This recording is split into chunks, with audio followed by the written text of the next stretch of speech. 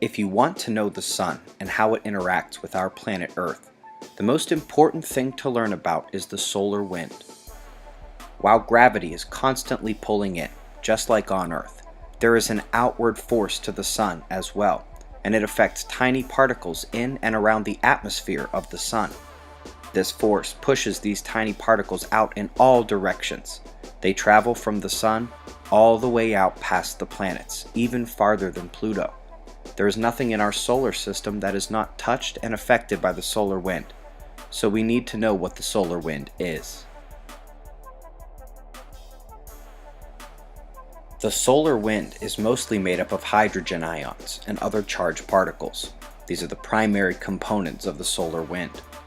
There is also a small amount of neutral hydrogen, often combining from the smaller particles as they race through space.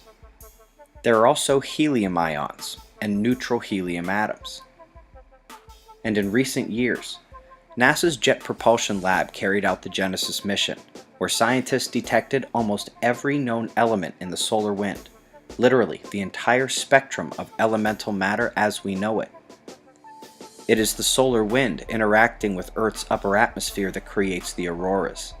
The ions in the solar wind hitting oxygen and nitrogen, and the exchange of energy between them create these beautiful displays. The ACE satellite is currently charged with monitoring the solar wind, and it has been doing so for about 15 years.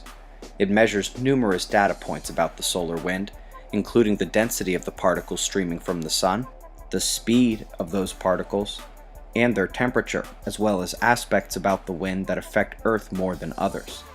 In 2016, the GOES-R satellite will launch and deliver even better monitoring of the solar wind and more from the sun. For now, this has actually been a terrific first step. You know that the sun has an outward force. It pushes matter outward, all the way past all the planets. It contains mostly hydrogen ions, but does contain small amounts of almost all known forms of matter. In this series, we will learn about how the solar wind affects our planet, and how events on the sun can affect the solar wind and the Earth in other ways, from our electrical grids to the weather right above our heads.